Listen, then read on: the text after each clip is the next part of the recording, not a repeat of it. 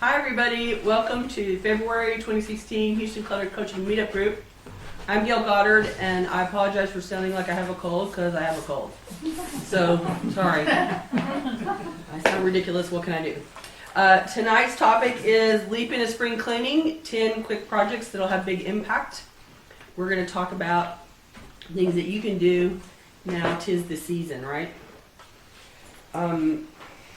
If you're watching the video later, you can still post questions and comments into the YouTube channel, comments at the bottom, and I'll respond.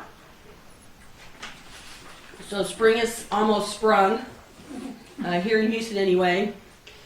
We are having hardly any cool weather, and we're all thinking about the summer's on its way, right? Am I right? Probably not true in the northern part of the country right now. It's still cold in other parts of the country, but we're already gearing up for the flowers and, clearly the allergies and what it's going to be like for the rest of the season. So our minds are turning to spring cleaning. This is the time of year when people start thinking about opening the windows to air out the house, right? It's time to air out the house, and you're going to sweep the dirt up that you've been tracking into the house from your winter boots, mucking through the mud all, season long, right? So when you start thinking about those things, it's the perfect time to start thinking about organizing projects that you would do annually to refresh areas in the house, just like you're going to refresh, the odor and clean out the floor and dust out for the winter. It's a perfect time to do those things. So we're going to talk about 10 of those things today. And then you can ask me questions whenever you want. And we'll have questions at the end as well. So first up, holiday cards. Now I see smiles out here because you guys all know what I'm saying to you, right? So every client that I go to in January and February has a bowl of holiday cards or a stack or a gift bag. My favorite is that they've taken all the holiday cards and they put them in a gift bag. And now the gift bag is sitting somewhere. And when I ask them about the holiday cards, they say, oh, got to keep that. I need the addresses. I need to update my list. So 3 guesses what I'm going to say to them. Just do it, right? This is a perfect thing. As spring's come around, you have now ignored the holidays. All the Christmas has been put away. Sit down with your collection of cards. Throw away all the envelopes. Update your lists. Throw out the cards that you don't need to keep. And the photos that you don't need to keep. There will be some that you consider keepsakes, right? They come from special people. Here's the new photo, the annual Christmas photo of my nephew, whatever that is. Those need to come out and go into your keepsake collection, wherever that is. And it's not all over the house, right, gang?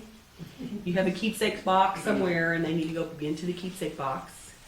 And then all the rest of it needs to go away. I find that people tell me this pile of paper represents a project that I have to do, and I'm sure it's going to take a long time, therefore I need to wait for the 3 hours that I'm going to have.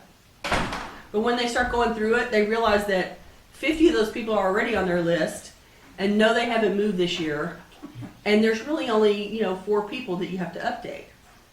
So it's never as big of a project as they think. So get to it. Get it done, get it out. And let me just tell you, if I come to your house in June and the cards are still there, I'm going to be way more forceful about it. I'm just telling you now. Okay, next up. Clear out the magazines and the catalogs. This is a perfect time of year because the holiday blitz, the catalog blitz happened, right? And they started coming in September, and somebody turned on the fire hose.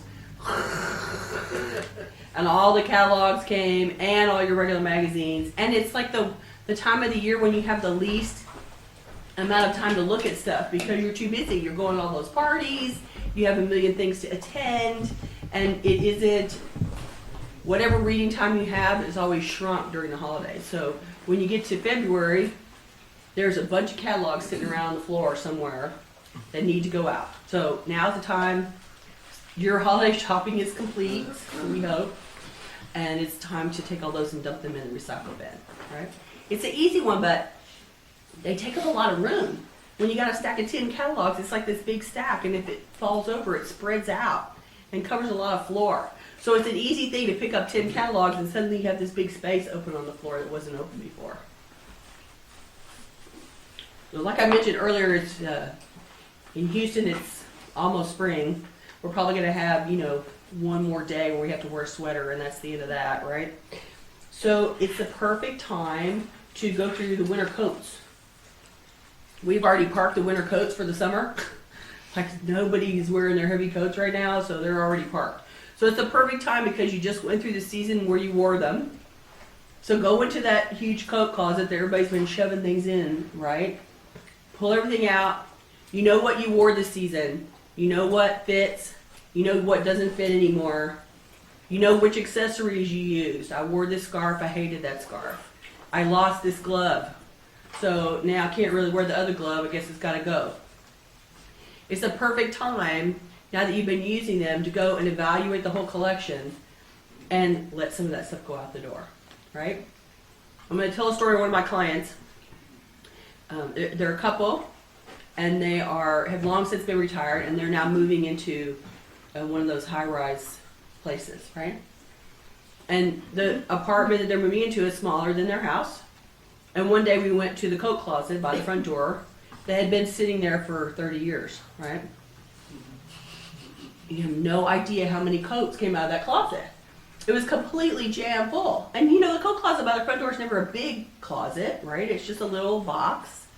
And coats are always big and fluffy and take up a lot of room, right? So they're always stuffed to the gills because people are trying to shove all the coats in the coat closet. Except nobody's wearing them all. And when I pulled them out, well, this was the one that she wore 30 years ago, and this is the one that he wore 40 years ago. And, it's like 4 sizes too small for them, right? Long since that ship has sailed. So when we went through and got them down, there was like, oh, well, here's 2 light coats, and here's a heavy coat, and here's 2 light coats and a heavy coat for her, and we were done. It made a huge difference in how much room was in that closet. And I don't know why we're like that about coats, especially in this area of the country, let me just say. But even if you live somewhere where it's cold, you still outgrow the coat, you still use them up, they still get stained and dirty, they still don't work anymore, they're just not your favorite anymore, right? You might as well let them go. I'm going to tell another client story on my client. So she is an engineer and she goes on and off an oil rig in like the African continent somewhere. She's like really flying a long way to go to work and come back every month. We were digging out stuff in her attic, and out came a box of winter gear from when she had been on assignment in Alaska. Mm-hmm. So in Alaska, when you work in Alaska and you're in oil and gas, they issue you clothing that is rated for sub-zero temperatures, right? Like it's this whole zip in the front thing with these it's like you could be out in the freezing weather for 5 hours and survive is basically what they're trying to do. So it was all this gear that she was issued when she went up there and never had occasion to use. Then when she moved to Houston, here came all this gear, and now it's coming out of the attic. It's never been worn. It's probably $5,000 worth of gear. Because she got issued this stuff more than once. Like it was, I don't know why, but there was duplicates of everything, and it was incredible gear. Which would never be necessary in Houston no matter what. The worst possible blizzard would not require this gear. And so I was like, wow, tell her I need to keep this. You know anybody in Alaska? And she had friends in Alaska, and so she shipped it up there. So that it could be donated in Alaska, and the Goodwill in Alaska would have it and be able to give it to people who could use it. Right? This is the kind of stuff, as you move around the country, your need for winter gear changes. Or if you're somebody who travels a lot, like I was just working with somebody in their closet, and they go back and forth between Houston and New York. Well, it's cold in New York, so she has a reason to have some heavy gear. But even so, we cycled through all of her hats and gloves and scarves and all of her coats and sweaters and jackets and raincoats, and half of it went out. Because, I don't know, we ignore that more for some reason, and we ignore our clothes. I don't know why. But anyway, the coats don't get as much attention. So it's a perfect time, once a year, you just wore it all, go through, thin it out, make it disappear. So that what's in the clothes next winter is the exact stuff that you're going to wear and modified for your life. If you're traveling and going skiing, you got to have, ski gear or whatever. But you want to keep the stuff that you actually use and that you can actually put on. And you want to retire the coat that is 4 sizes too big and you're never going to fit in. Give it up. Somebody else needs the coat, right? Next up is it's a perfect time to hit the fridge and the pantry. It's time to cycle through the refrigerator and reset the pantry. So you go into the fridge, pull everything out, right? Take the food that's moldy. Gotta throw out the moldy food, dump it in the dishwasher, dump the dishes in the dishwasher. Pull out all the condiments, because you have a million jars in the fridge, right? And they're all shoved to the back, and they've all been open, and they're all kind of oozy on the cap, right? And everybody ignores them. She's making a face right now. I can see it. She's like, ooh, right? We get those jars, we use them for a particular meal, they get opened and put in, and then they get shoved to the back, and you take them back out, and they've turned into a frozen ice ball, right? So it's time to circle that stuff out. Look for expiration dates, find out how long it's been out there. Don't put back anything that your family isn't going to eat. If you try the salad dressing and nobody likes it, don't just put it back in there, throw it out. There's no reason for you to make an experiment out of it in your fridge. Time to clean it out. While everything's out, now's the time to get the things and wipe down the surfaces and take the bins out and fluff the bins. And then load it with only what is fresh and your family is willing to eat. And start clean, right? That's the perfect thing to do with the fridge. The pantry is the same thing. For some reason, pantries are the perfect place that people stash I don't know where to put this, let's stick it in the pantry. I don't know why that is, but whenever I go to a pantry, the floor is all full of stuff that has nothing to do with food. Like, why is this in here? Well, we didn't know what to do with it. Clearly, because here it's in the pantry. But when you pull things out of the pantry, go all the way to the walls. The reason I say that is because I cannot express to you how many times I have been into a pantry and pulled out goods that were 5 years past their expiration date. When a canned good is 5 years past your expiration date, it means it's been in your pantry for like 15 years, right? Like, come on. Nobody's eating that, and you're never serving it, right? The other thing is that there's lots of gear, lots of cans, lots of boxes, whatever, that you put in the pantry that you thought you'd try. Those tried and failed experiments need to go. Or the recipes you thought you were going to make and you bought all the ingredients. And you're Exactly. Like, The recipes that never actually came to fruition, right? Well, and God only knows if you ever got moths in there, there's weevils in there. I mean, the pantry grows things, right? And it's from neglect. So if you go back into the pantry and pull it all out, A, you will discover if there's any problems in there. And B, you will find out how much shrapnel has been pushed to the back of the pantry, right? So if you haven't done your pantry in a long time, get out some trash cans because you're going to be throwing some stuff away. I'm just saying. It's a good place to revamp. When you're going to put it back, you want to put the things that you use most often in the easiest place to reach. You want to make sure that you leave space for things that you buy a lot, like you buy the paper towels in, the pack of 12 or whatever. So you have to have enough space to put that pack in. It's up, when it's down to the end, it's going to be this big open space, but you still got to have the open space for when you restock. You buy a dozen dog food cans and you got to be able to put those up on the shelf. So you want to restock the pantry with those kind of recurring purchases in mind. So you have parking spaces for those things. And anything that doesn't make sense in the pantry, get it out of the pantry. One of the things that I find is that people take cooking gear and go put it in the pantry which makes sense, except that they tend to put things like the crock pot that they use for the Christmas dip at the Christmas party once a year, and it's right at shoulder level in the exact perfect place for them to reach stuff. So if you want to use your pantry for storage of cooking gear, just think about how often you have to use it versus whether that space would be better used for actual pantry staples, right? And put the cooking stuff up or put them down.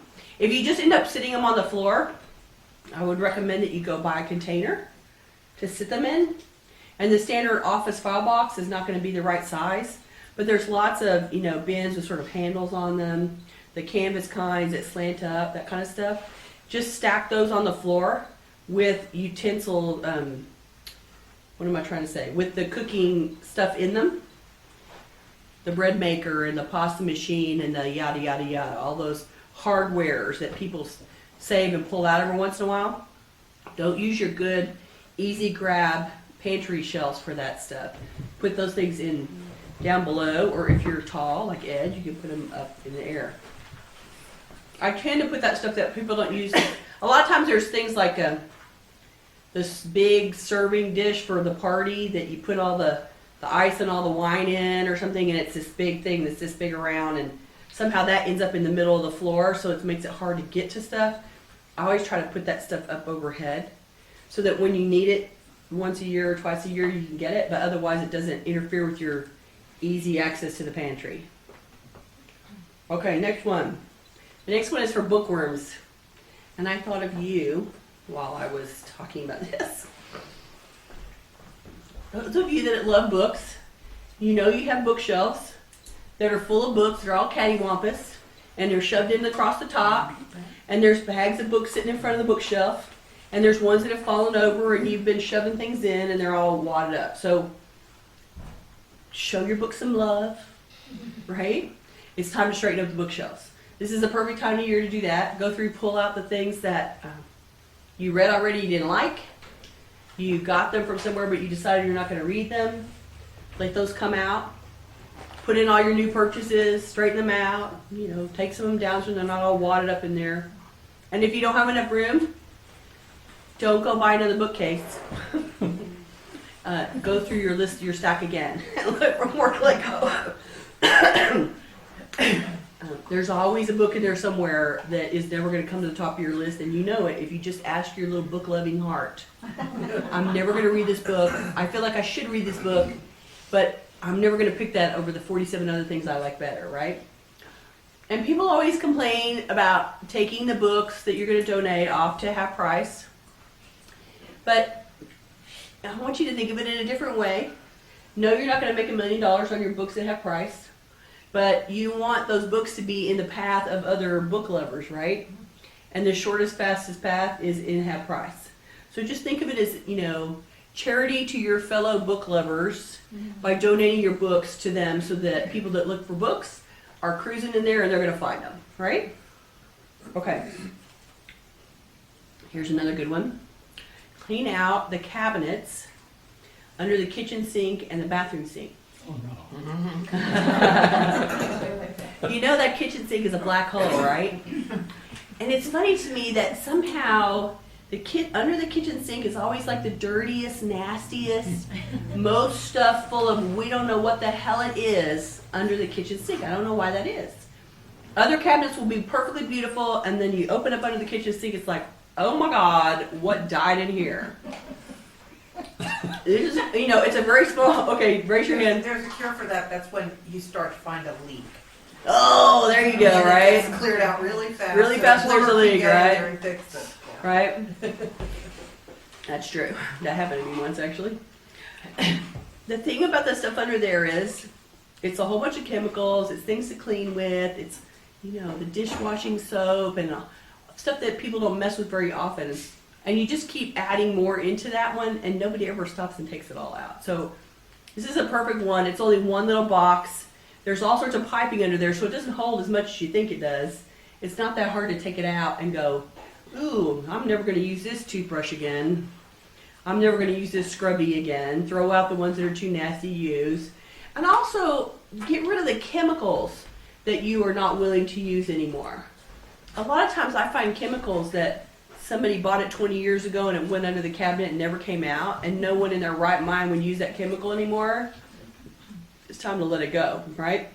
Now those require special removal, and in Houston, you go to the Environmental Service Center, which is run by the City of Houston Recycling, and drop it off. But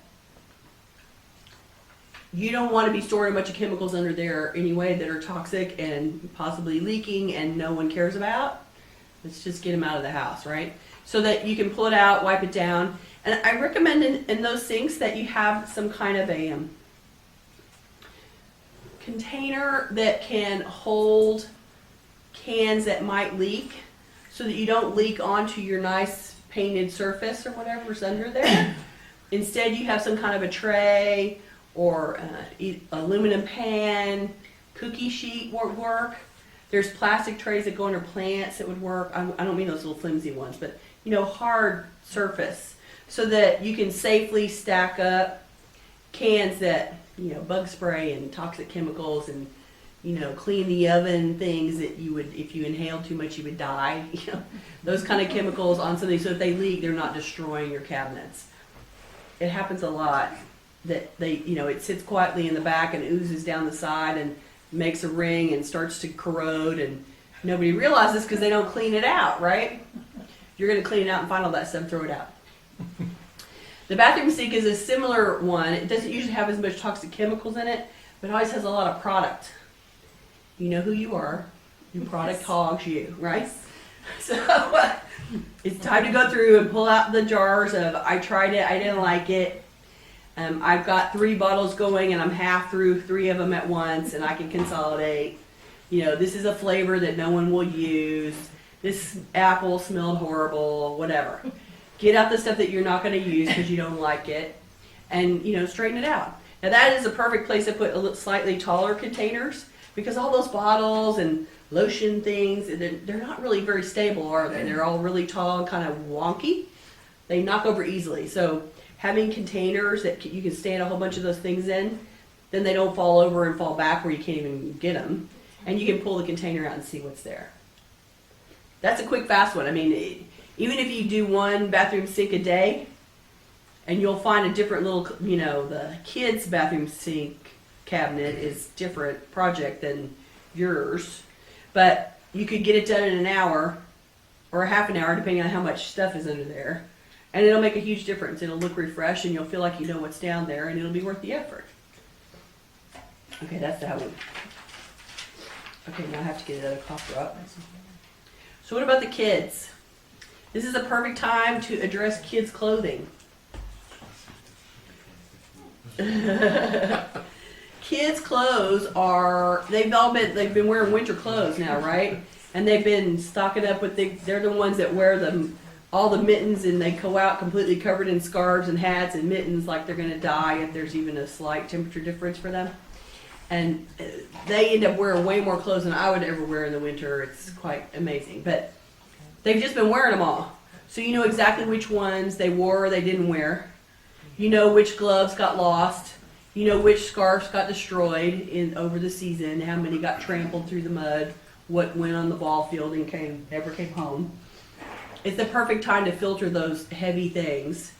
And you'll know, okay, they can fit in it right now, so they're never going to make it to next winter. Like 10 months from now, my 8-year-old is not going to be able to put this coat on, so it's time to let it go. You don't want to try to remember after the summer goes by whether this one is a good one or not, and you don't want to have to go through and say, okay, y'all come trying all the clothes, all the coats again.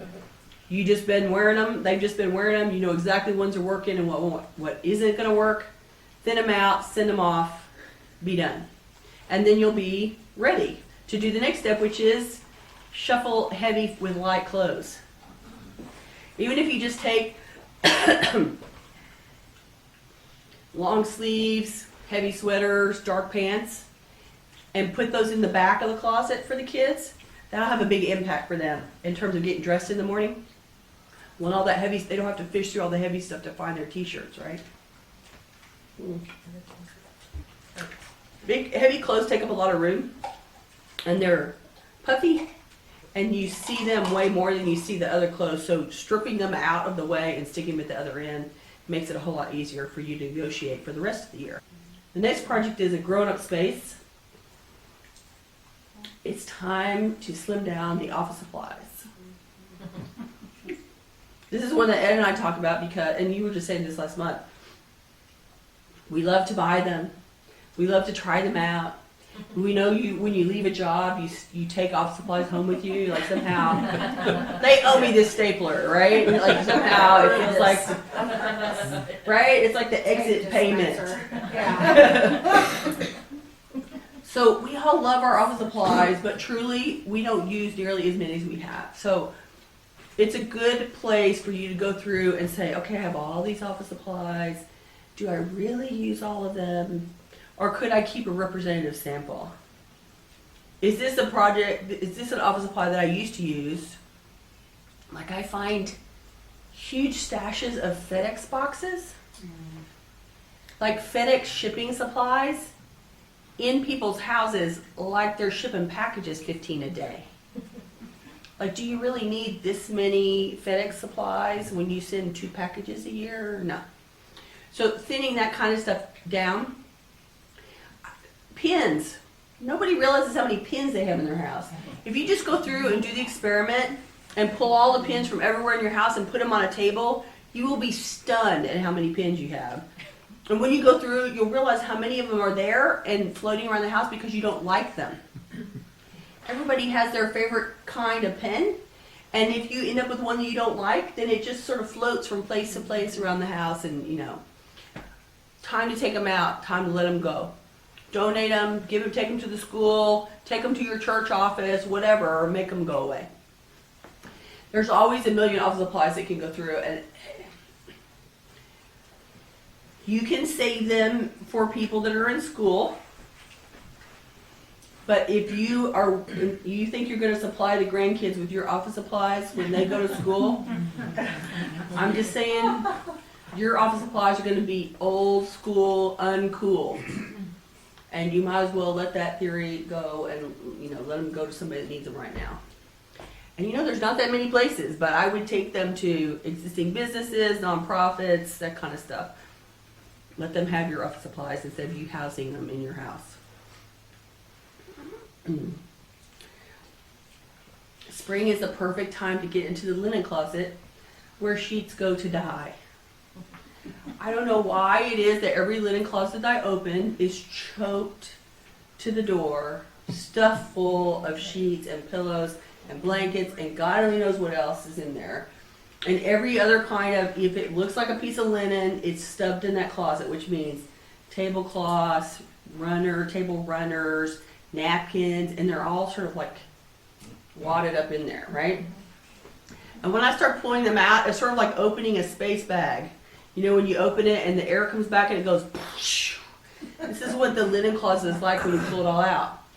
And when I start going through, no one ever remembers what's in the linen closet. I mean, if I had to ask you guys right now, I'm sure you could not tell me 100% of what was in your linen closet. You would not know. And the funny thing is that I always find sheets that don't fit any beds in the house. Like there's all these full-size sheets, but no one has a full-size mattress. Like, well, when was the last time you had a full-size mattress? I don't remember. Well, they're not going to fit on they're not going to fit on your 18-inch queen-size bed, so you might as well let them go, right? It's one of the things that if you take the couple hours to pull it all out, match all the sets up, you will be amazed at how many mismatched partial pieces, things that don't fit the bed, towels that no one would use, pillows that you would never let a guest sleep on, right? Like if you would be embarrassed to hand it to them. And if you pull all that out of there, suddenly you're going to have all this room in your linen closet. It's going to be amazing. Yes, ma'am? Do you have any suggestions as to where it's getting rid of it is one thing.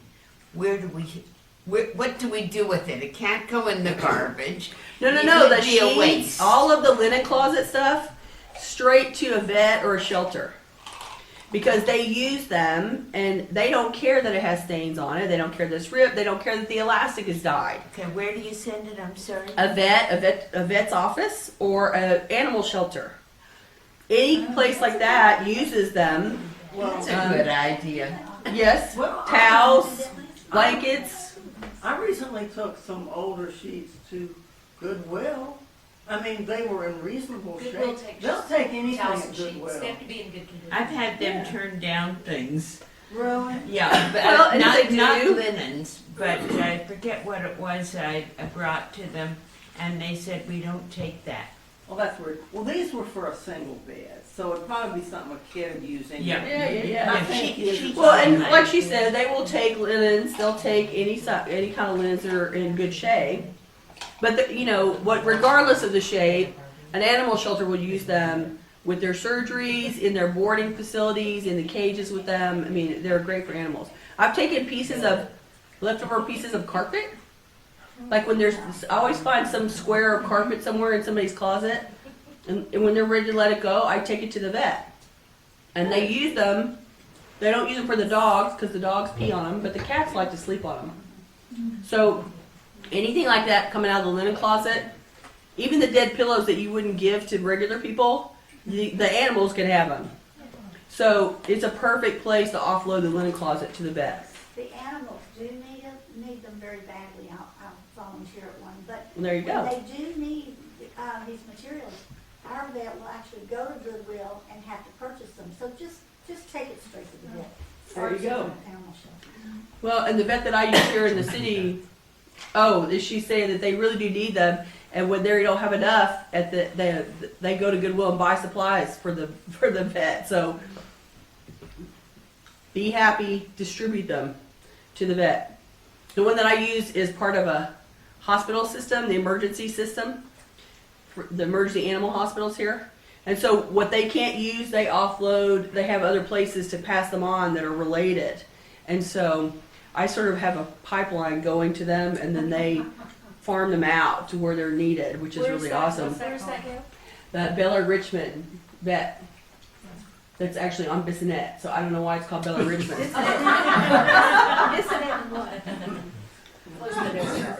Bissonnette near Renwick. It's over here somewhere. Yeah, it's close by. Anyway, your own vet can handle it, and particularly if they have a boarding facility at the vet's office or they do surgeries there. So a smaller vet that doesn't do a whole lot of surgeries might not need them as much, but any facility that's keeping animals overnight and doing any kind of surgery can use them, and we'll find them very helpful. Okay, what else with the linen closet? When you put it back in, don't put any blankets in that you would never put on your bed. Don't put the pillows that you would never let a guest sleep on. Don't put anything that doesn't fit a bed you actually own right now. And that will filter out a whole lot of stuff. You'll be amazed. Okay? So the last spring cleaning area today is designed to get you outside. It's time to do a little garden prep. And what I mean by that isn't the actual gardening part. It's the digging through the garage, going through the tools, looking through the chemicals. We always have like a quarter of a bag of fertilizer left, right? That isn't nearly enough to do the yard. Or we tried some sort of spectricide and we didn't like it last year or whatever. So now's the time to go through and find out what broke through the winter, what cracked and fell over, what's too rusty to use now, what chemicals can go away. Because if you clear the decks right now, then when you're ready to start putting in your spring color, right? If you're a serious gardener and you're getting ready to go out and plant things, you'll be all, it's like, wipe down the counter sort of to get ready to start doing that fun part. Take a little afternoon and clear out your tools and your supplies and make sure that you don't have stuff in the way. And you'll then know exactly what you need to go buy when it's time to go buy. The same is true about the pantry. As you go through the pantry, you're throwing stuff out, you're going to realize, I'm out of spaghetti, and I have way too much cornmeal. This is a perfect time to make your shopping list and refresh for the season upcoming and get fresh, food that you would actually be willing to serve to humans into the pantry. I'm just saying. These are all things that are great projects. You don't need to do them every week. You don't need to do them every quarter. But if you take the time to do them once a year, they're a good maintenance process to stir the house, to churn with that spring cleaning energy, and refresh a space and reclaim a space after a year of throwing things in and out of it, right? And the first time that you do it, when you haven't done it for a long time, it's going to be a bigger job. But next year, when it's only been a year's worth of stuff, it's going to be zip, zip, zip, zip. It'll be sort of like, dusting off and putting things back in place. It'll be real easy to do. You won't have 10 years of linen in the linen closet anymore. You'll have mostly fresh stuff, and you'll just be looking for what doesn't work anymore, right? You won't have 47 mismatched gloves. You only have this season's one glove that you lost. So it'll be easier. Okay. Now I'm going to let you guys talk to me for a minute so I can rest. So talk to me about spring cleaning. Who has a project? Candles. Oh, tell me about that. What do you mean? I don't know that when you were talking about under the sink, candles. I think you collect them gifts, they add up, and then I start thinking, how often do I actually take the time to light a candle, and how long is it gonna take me to get through all those candles? A long time. The sink, and it's like, And when I was younger, I was more into, I would light candles, but now I find that my sinuses can't take the scent. So lighting a candle is a great idea, except that I don't want to sneeze my head off the whole time, right? So, yeah. and it is a easy, inexpensive go-to gift that people give you a lot. But if you're not into them, or your rate of burning is slow, you probably have a backup, right? So in this part of the country, we all have to have hurricane supply. And I laughed about it until I went through Ike, and I had to go through my house looking for candles to light because the lights were off for 3 weeks, right? But even with me having to burn candles for like 8 hours a night or 6 hours a night in a couple of rooms for 3 weeks, I still only went through like 4 candles, right? Like it wasn't a lot. So, you can make the hurricane supply, and it didn't have to be every candle you got. That's what I'm saying. So, yes, there are good things to donate and gift and, thin out. And re-gift, right? And even re-gifting is not fast enough, right? Like, you don't have that many friends that need your candles. I'm sorry. So you're going to have to give some of them away. But based on, thin it down to what you actually think you're going to use, right? If you don't light them very often, or you only light them on special occasions, then keep a few and let the rest go. What was that face you just made? I just had the light bulb went on, and I was thinking about this pack of candles, and I still have a few, and I remembered it was 1996 when my girlfriend gave those pack of Yankee candles to me that were hand-picked flavors. I'm getting rid of them this week.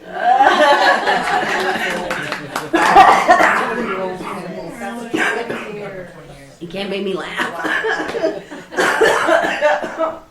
That's awesome. She's still my friend. But I think you've honored the gift at this point. You got it in 1999, you said? 96. Oh my God. You have seriously honored the gift that probably cost her what? $40? 25 bucks? It's been such a long time, she could probably give it back to the same girl. Then she would know it, right?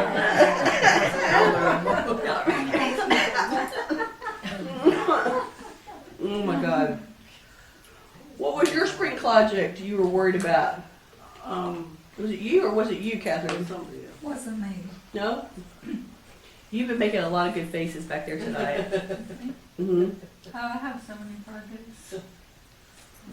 I need to get through some major projects before I work on these easy ones. But you know, I think think about I've done all the easy ones. That's You why think? I'm laughing, because I'm like, I've done all those. It's not those. it's not those. Well, so then if you're left with the hard stuff, then try to attack it in smaller pieces so that you're not trying to do the whole hard thing. You want to do 2 hours of the hard thing, and 2 more hours the next week, and 2 more hours the next week. Most of those hard projects require man hours. You got to put some man hours in, right? And if you wait around for that free weekend when you're going to get organized, Yeah, keep on dreaming.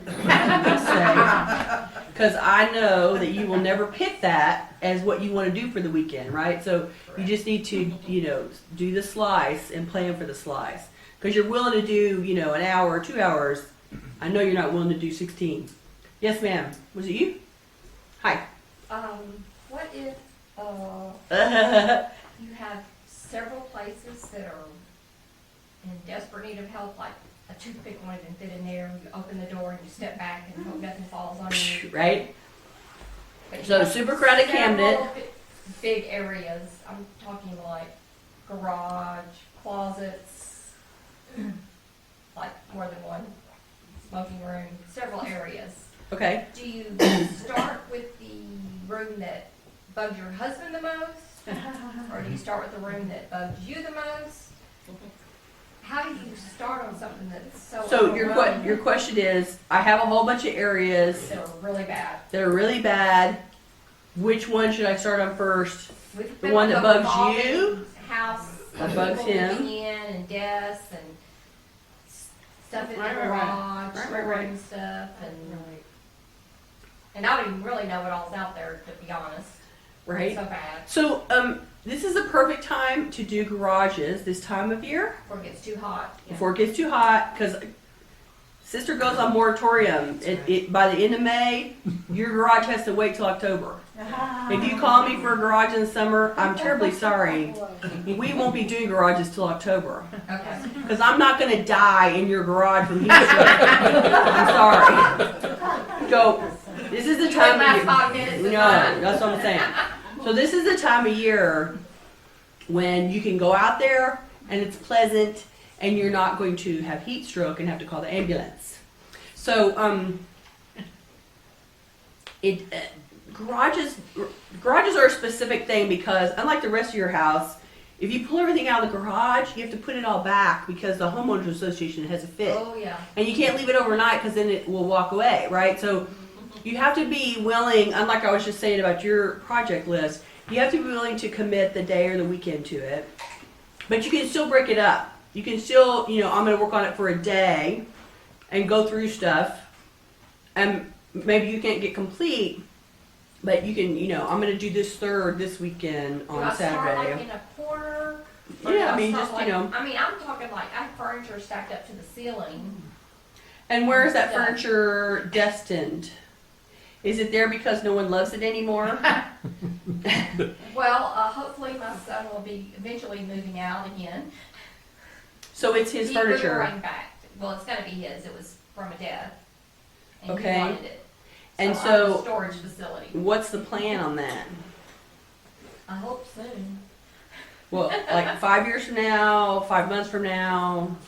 I don't know. Yeah, see, that's a problem. Okay, so what that means is that you have to pull out the stuff that he needs to get to the stuff that you can actually manipulate or deal with. Well, I thought about putting all of his stuff in a separate area. Yeah, that would be the And appropriate he's been thing. taking like a box a week to work to go through. But obviously he can't put furniture, but the smaller things he can. So your son is going to clear out the garage? Or your husband? You taking a talking, which step he are you talking about? They both need to. We Okay. all of us need to. But, Okay. but he has started going through a box like a week about stuff that's out there. Okay. Because he separated and blah, blah, So blah. here's the thing, in a garage, because of the unique disposal requirements there, you always have chemicals that have to be taken away. You always have large things that have to be, kind of hauled off or put out on heavy trash day. You need to coordinate it around when heavy trash is, and you need to put in a little bit more time than a box. Like I would say, okay, we're gonna all go out there and work for an afternoon. And how do you suggest to get that to happen? Yeah. That's another issue. Yeah, okay, so let's talk about that offline. Let's, Okay. yeah, that's a whole nother conversation about negotiating operations. But non-garage, if you have other areas in the house besides the garage, then those we can do little bits and it's not a problem. I would start in the places, this is how I break it down for people. If you're just starting, start with the place that you find the least annoying to work with. Not that it's bothering you the least, but that when you have to make your decisions about it, it's going to be the least stressful for you. So if you're like really into your clothes, you don't want to start in the closet where all the decisions are hard. You want to start somewhere where the decisions are going to be relatively easy, so that you can sort of get some practice with going through everything and pulling stuff out and taking things off to Goodwill and being free of a large quantity of stuff at once. That practice gives you sort of the muscle flexing so that when you get to the things that you're really struggling with, you have a little bit more experience and a little bit better ability to face them and work with them. Otherwise, I would tell you, if you just don't know where to start, just pick the one that's annoying you the most. No. Like if you cook all the time and your kitchen is a wreck and it pisses you off every day, you go in the kitchen. Then work in the kitchen. Well, Like, my do pantry's something- immaculate, Well, okay. but I've been working on it a very, very long time. Well, okay. But I mean, whatever area gets under your skin, so that if you make the effort, you get the reward of now I'm not annoyed by this anymore. It's a good place to start. And you know, you're making a choice between if the thing that's annoying me the most is also the most difficult decision making process. Right. That's not a good place to start. You want to start with the stuff that's easier, so you get some practice, and then move back to the harder stuff later. Okay? I have a question. There. Yes. This is my first time being here, and thank you for this. It's- Sure. Thanks for coming. I'm like, okay, this is. You talked about grown spaces as far as supplies, and I'm Say that again? About grown-up space. Oh, grown-up spaces. Yeah. Supplies. Yeah. But I have a love for holding on to my paper bills. I don't do electronic bills. I need to see the paper. And then of course I go file. I have a box. File. When I'm bored, which is never, I decide, okay, I'm gonna file today. But so I have my file cabinet is in my closet where my clothes are hanging. So I know I need to get rid of it, but I just don't want to the paper. It's just paper. Yeah. Okay, so A, you love paper bills. B, you never like to file. So you can see the inherent flaw in that problem right there. You love the paper, but you don't like the file. Like that's a, disaster waiting to happen. And then you throw in that you have a file cabinet in your closet under your clothes. Wow. Okay, so how many of us are surprised that her filing is incomplete? That would be none of us, right? Because it's a I setup. don't see a problem with that. So here's what I would say. Well, actually, I need to ask a question. How far back of the paper do you have? How far back does it go? Maybe like 2010. Oh, that's all? Because I know you're like you keep for like 7 years or something. Actually, no. It's Okay. 3. 3, okay. Oh, it's 3? It's 3. Oh, for what? 7 is old school for paper. Okay, now we're gonna have the paper retention discussion. Okay. 7 years. Short form. Old rule. Even things like tax returns? Tax returns themselves, the 10 or 15 pages of the tax return, I would keep forever. Yeah. But that is not the bulk of your problem. Right. The box that made those 10 pieces of paper is your problem. All of the support material is the problem. So, A, I keep the return forever. If you have a copy of the payment, if you had to write a check for $4,000 or whatever, you keep the copy of the payment, right? And then, past 3 years, verified in 1,000 different ways. You can go on the IRS website and see it. They can't go back and audit beyond 3 years unless you're committing fraud, and then I cannot help you. You have bigger But problems. you have bigger problems, right? But if you're not committing fraud, you're the judge of that, then you can get rid of the support materials after 3 filing years. So we're in 2016 right now, and we're not quite to the deadline yet, but let's assume that it's June, and we filed for 2015. So in 2016, you file 2015, you have 2014, 2013, and 2012 support and beyond can go away. Right now, because you haven't filed 2015 yet, we're still at 14, 13, 12. But once you file the next one of them is going to go off, and you can shred the support, right? And this by support you mean receipts? Yeah, the receipts, the bills, here's the 1099 from whoever, here's my W-2, here's all the donation deductions I took, here's all, anything that you use to calculate a number to go on to the tax return, you can shred it after the audit period, okay? So, that being said, 2010, way off the chart. There's no reason you need to be keeping that old stuff. And if you like paper, and you like being able to put your hand on it, then I guess the question I have to ask is, how often, other than putting the paper into the file, how often do you have to go back in and look at something? Never, right? Okay. So, shortcut your filing by, instead of filing them by vendor, for instance, January, February, March, April, May.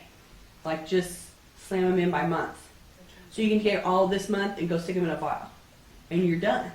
Good idea. And make the file cabinet be this year and last year. Because right now, it's January and you got to put new stuff in. But the tax return isn't done and you got to have the old stuff. Maybe some of it might impact your tax return. So if you have the top drawer is this year and the bottom drawer is last year, and then once you file the tax return, you can box all that stuff up and put it with the, in the tax box away. And, then you have a free drawer when 2017 is going to go in. See what I'm saying? Don't keep an active, you only want the file cabinet for the active year that's going in and the year that you might have to be working with for the tax return. And then once the tax happens, then you can take those contents out wholesale, put them in a box, and you are done. And you're ready to put the next one in. The reason that I'm saying that is I'm trying to get you to the place where you can go, I've written my bills, I'm shoving it into one slot, I'm not having to filter them all out. You can pull the drawer open once, you can put them in, you can close the drawer, and you're done. Which is in the realm of possibility, as opposed to what you're trying to do now, which isn't happening. Yeah, I open the bills and I get them, and like I said, I put them in a box. So all of January, it's right there, already together. Pull So them out, it'll be easier to take them out, stick them in. Good. Exactly. Thank you so much. Okay. Who else? Yes. Do you recommend everyone do it by the month? Or? No, I'm making that recommendation based on her love of paper and hate of filing. This is a compromise system that works with how she does it. No, I would not recommend that. I would filter, my own filing is done, it affects the taxes, it doesn't affect the taxes. And then just basically by the year, by month. So all the stuff that I'm doing and paying for that doesn't have anything to do with my tax return, my utilities in the house, my credit cards that doesn't have, I'm buying beads, none of that doesn't have anything to do with my taxes. So that's all money that's my fund money that I don't have to report to anybody, and out it goes. The stuff that's related to my business, I gotta have, interest and dividends, deductions, whatever. Anything that is actually gonna go on a form somewhere goes into a pile for me to use later when it's time to do taxes. So I filter tax, not tax, and then if it's not tax, it has to have a whole lot of, there has to have a high threshold of why I gotta keep it. Because there's really no reason other than, I bought the refrigerator and I want the receipt for the refrigerator. But, how many durable goods purchases do you make in a year? 1, 2, where you want the receipt because you spent $1,500. Otherwise, you're buying the clothes and you're taking it back 2 months later. My little sister is the return queen. So she buys stuff on the fly and then she goes home and makes the kids put them on, and then it didn't work and some of it goes back, and she tries this and it's the wrong thing, and she gets this and it goes back, and she's constantly taking and going back.